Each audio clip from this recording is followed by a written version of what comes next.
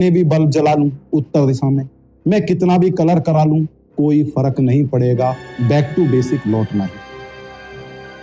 अच्छा, न्यूमरोलॉजी की बात करते हैं हम, तो न्यूमरोलॉजी में जैसे आज का जो यूथ है वो सबसे ज्यादा स्ट्रगल कर रहा है अपने भविष्य को लेकर, जी, तो न्यूमरोलॉजी का उस पर कैसे क्या इफेक्ट पड़ रहा है? देखिए सर, मैंने बताया आपको, न्यूमरोलॉजी एक ऐसा साइंस है जो इंसान का पीछा छोड़ेगा ही नहीं। वास्तु अपनी जगह है, न्यूमरोलॉजी का मतलब यह है कि जो आपको बर्थ दिया गया, परमात्मा ने, भगवान ने आपको इस धरती पर भेजा, तो वो एक तारीख थी। तारीख का मतलब एक डेट थी, एक मंथ था और एक ईयर था, यानी कि आपको कुछ नंबर मिले।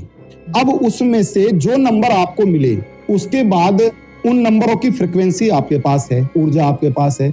फिर आपके घर वालों ने आपको एक नाम दिया, मान लीजिए किसी का नाम शंकर है, तो शंकर नाम से जब उसको हम पुकारते हैं कोई भी जमाने में या डॉक्यूमेंट्स में, तो शंकर नाम की एक एनर्जी, मतलब जो अगर उसकी फ्रीक्वेंसी निकालें तो वो भी फ्रीक्वेंसी उसको मिली हुई है। बार बार उसको बोला जा रहा है शंकर, हेलो शंकर जी कैसे हैं शंकर, तो वो भी है। अब मॉडर्न न्यूमरोलॉजी ये कहती है कि आपको जो बर्थ चार्ट है उसके अंदर 1 से 9 नंबर होने चाहिए, लेकिन ये संभव नहीं है। 1 लाख में से लगभग 1 लाख लोगों में से कोई एक इंसान होता है जिसके बर्थ चार्ट में 4, 5 और 6, 4, 5, 6 का एक अद्भुत कॉम्बिनेशन होता है जो कि बड़े लकी लोगों को जीवन में मिलता है। जब 4, 5, 6 ही बहुत सारे लोगों को नहीं मिलते, 1 लाख में से 1 मिलते, तो सारे नंबरों की एनर्जी कहां से मिलेगी? तो न्यूमरोलॉजी के हिसाब से जो नंबर उसको मिसिंग है उसके बर्थ चार्ट में नहीं है। अब ये कैसे पता लगेगा? तो इसके लिए तो सर देखिए, किसी न्यूमरोलॉजिस्ट अच्छे जिसको लोसू ग्रिड की जानकारी हो, जो आपके नेम की वाइब्रेशंस फ्रीक्वेंसी निकालना जानता हो, तो सबसे पहले तो आपकी डेट ऑफ बर्थ का एनालिसिस किया जाएगा कि उसमें मिसिंग नंबर कौन से हैं, आपका मूलांक क्या है, आपका लाइफ पाथ भागांक क्या है। उसके बाद आपका जो नेम है उसकी फ्रीक्वेंसी किस नंबर पर आ रही है। ये निकालने के बाद अब पता लगेगा कि आपके पास कौन से मिसिंग नंबर हैं या कौन से नंबर आपके रिपीटेशन में, किसी भी नंबर की अगर 3 नंबर से कोई नंबर ज्यादा रिपीटेशन में बाय बर्थ या बाय नेम के जरिए आ रहा है, तो देखिए अति हर चीज की बुरी है। किसी के अगर 9 नंबर बहुत ज्यादा आ रहा है, मान लीजिए 3 बार डेट ऑफ बर्थ में आ गया और हार्ड लक से उसका अगर नेम भी 9 नंबर पर आ गया और ये साल 2025 का भी 9 का ही है, मंगल का है, तो बहुत ही उठापटक होने वाली है। और अगर सोने पे सुहागा और हो जाए, 3 नंबर उसके डेट ऑफ बर्थ में रिपीटेशन में आ रहे हैं, नेम भी उसका 9 नंबर पर आ रहा है, और अगर मोबाइल नंबरों में भी वो 9 नंबर लेकर घूम रहा है, तो फिर सर क्या होगा उसका? तो यहां पर न्यूमरोलॉजी ये कहती है कि आप कम से कम बेसिक इतना ज्ञान रखें कि आपके जो डेट ऑफ बर्थ है, यानी आपका जो चार्ट है, उसके अंदर कौन से नंबर हैं जो आपके मिसिंग हैं। ठीक है, अब वो जो मिसिंग नंबर हैं वो तो हमें नहीं मिले, लेकिन उसके जरिए अब क्या है, जो मिसिंग नंबर्स हैं उनकी एनर्जी हमें चाहिए, तो उसका हम रेमेडी के जरिए काम कर सकते हैं। अच्छा, आपको क्या लगता है सबसे खराब नंबर कौन सा होगा, जो सबसे ज्यादा स्ट्रगल करवाता है या सबसे ज्यादा गुस्सा दिलाता है इंसान? सर देखिए, अलग अलग है।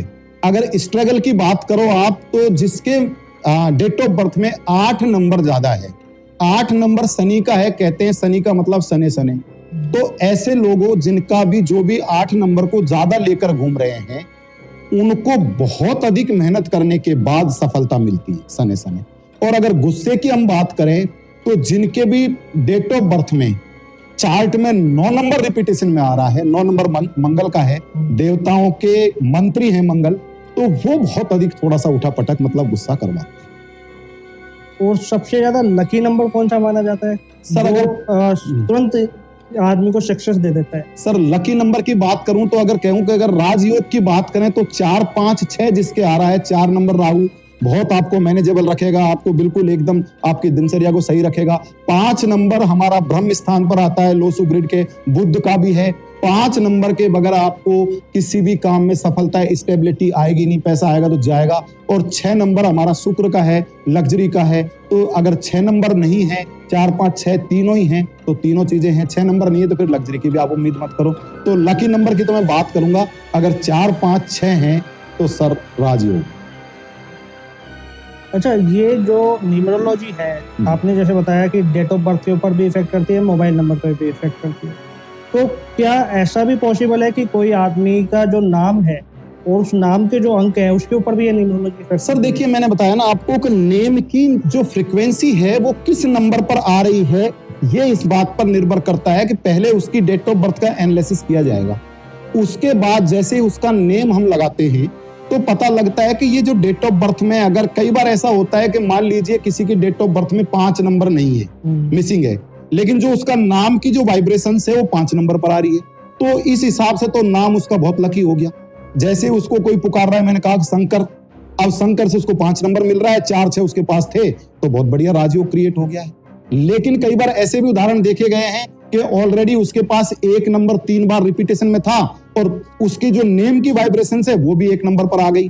अब 1 नंबर का मतलब और अधिक हो गया, तो भाई सूर्य तो राजा है, तो फिर राजा की तरह अगर एक किसी व्यक्ति के डेट ऑफ बर्थ में 1 नंबर बार बार रिपीटेशन में आ रहा है तो भैया वो तो फिर काम करेगा, क्यों, राजा है वो तो काम करवाने की सोचेगा किसी से।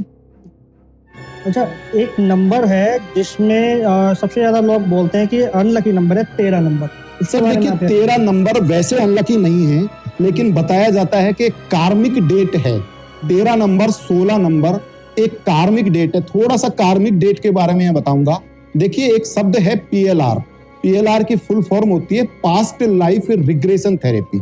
और हमने हमारे गुरु से सीखा कि इंसान जब 100% भाग्य लेकर पैदा होता है तो उसमें से 30% उसके पूर्व जन्म के कर्म हैं, यानी कि कार्मिक हैं, और उसमें से जो 70% है, 70% में उसका प्रेजेंट का जो वो कर रहा है वो उसके साथ है। उसके कुछ भाग्य हो सकते हैं, कुछ लकी उसके और भी मेंबर्स हो सकते हैं जो उसके। तो 30 नंबर में जो 13 नंबर और 16 नंबर हैं ये कार्मिक डेट है। तो अनलकी तो मैं नहीं कहूंगा, क्योंकि 1 नंबर सूर्य का है, 3 नंबर गुरु का है, लेकिन 13 नंबर को कई बार कार्मिक डेट से देखा जाता है। तो हो सकता है कि पूर्व जन्म के अगर कोई कार्मिक चीजें हैं तो इफेक्ट हो सकती है। अच्छा, एक सवाल मेरा हो रहा है कि बिजनेस के लिए सही नंबर या सही नाम कौन सा होना चाहिए? दोनों ही जरूरी है सर। बिजनेस के लिए नहीं, अगर आपकी कोई फर्म है तो उस फर्म का जो वाइब्रेशंस है वो आपकी डेट ऑफ बर्थ से मैच कर रहा है कि नहीं कर रहा है, ये बहुत जरूरी है। नाम तो जरूरी है, अगर आपने फर्म खोल रखी है तो फर्म का भी देखा जाता है, और अगर आप नाम से कोई बिजनेस कर रहे हैं तो दोनों ही चीजें देखी जाएंगी। आपके नाम के साथ आपका जो डेट ऑफ बर्थ है, और मैं तो कहूंगा आज की तारीख में 2025 में हम जी रहे हैं, तो तीसरी चीज भी एनालिसिस कराइए। आपका नाम, आपकी डेट ऑफ बर्थ और महत्वपूर्ण एलिमेंट आपके mobile number. Mobile number must हैं। आज की तारीख में मैं कह सकता हूं 80% लोग गलत मोबाइल नंबर को लेकर के घूम रहे हैं, जो कि शायद उनकी जीवन में शायद उनकी परेशानियों का 20% हिस्सा है। अच्छा आचार्य जी, मैं आपसे आपका कोई एक ऐसा केस सुनना चाह रहा हूँ जिसमें किसी को बहुत प्रॉब्लम आई और उसका आपने सॉल्यूशन किया, क्योंकि हमारी ऑडियंस को भी पता लगना चाहिए किस तरीके से काम करते हैं, या आपसे जब लोग पूछने आते हैं तो आप किस तरीके से उनको एडवाइस करते हैं। सर, किस तरह का केस बताऊं मैं? 25 साल की जर्नी में कैसे कैसे लोगों से मिला। अभी हाल ही का एक केस था, मालवीय नगर अलवर में है एक जगह, तो वहां पर मैं किसी के यहाँ गया, तो ऐसे ही मैंने किसी को गाइड किया कि भाई साउथ वेस्ट उनका ओपन था। और आप ये देखिए, साउथ वेस्ट ओपन होने की वजह से ऑलरेडी साउथ फेसिंग मकान था, मध्य साउथ से उनका गेट था, और साउथ वेस्ट में उन्होंने एक चक्की लगा रखी थी आटा पीसने की, दुकान भी थी, खुला भी था, और साउथ वेस्ट को छूता हुआ, यानी साउथ वेस्ट के पास में उनका टॉयलेट बना हुआ था। 2 बेटे उनके जॉब में हैं, 2 बेटे जॉब में थे, लेकिन सर फिर भी उनको 5,000 10,000 की व्यवस्था करनी पड़ रही। जैसे ही मैंने उनको गाइड किया कि भैया साउथ वेस्ट को बंद करो, वहां से चक्की को भी बंद करवाया। साउथ वेस्ट में इलेक्ट्रिसिटी का आइटम चक्की जो मोटर घूमती है, और साउथ वेस्ट को पैक करवाया।